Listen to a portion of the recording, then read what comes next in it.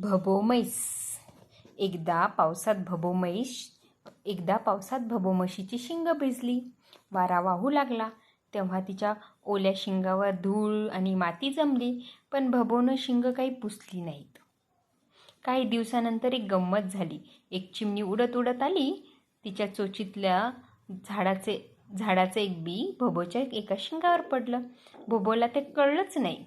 हळूहळू बीमधून कोंब उगवला. बघता बघता ते रोप मोठं होऊ लागलं. त्याला पानं फुटली. त्याच्या फांद्या पसरू लागल्या. भबोची अवस्था बघून सगळे हैराण होते, पण भबो जराही वैतागली नव्हती. ती कुठेही आरामात बसून राहत असे. कडक ऊन पडलं की बाकीच्या म्हशी सावलीसाठी इकडे तिकडे धावत. भबोला मात्र तेवढेही हलायची गरज नव्हती. ती हसून म्हणायची, माझ्याकडे तर स्वतःची खास छत्री आहे की. यावर बाकीचे भबोला काय म्हणणार? तिच्या शिंगावर सावली देणारं झाडच उगवून आलं होतं ना. मग एका चिमणीनं त्या झाडावर घरटंही बांधलं. तिनं भबोला बजावलं, बघ हां, हलू नकोस, यात माझी अंडी आहेत. यावर किंचित नखरे करत भबो म्हणाली, पण मला खायला काहीतरी लागेलच ना. मग चिमणीनं जरा विचार केला. तिला भबोचं म्हणणं पटलं.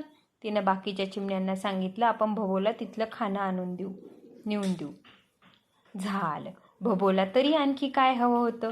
ती मस्तपैकी एका जागी बसून खात असे आणि शिंगावरच्या छत्रीच्या सावलीत आराम करत असे. आता तिचा अवतार अगदी बघण्यासारखा झाला होता.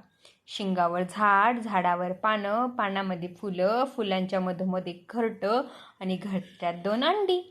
कोणी म्हणे, भबो तू भारी आळशी आहेस बुवा. त्यावर भबो म्हणे, एवढं तर करते आहे की मी. हे असं काम दुसरं कोणी करू शकतं का सांगा.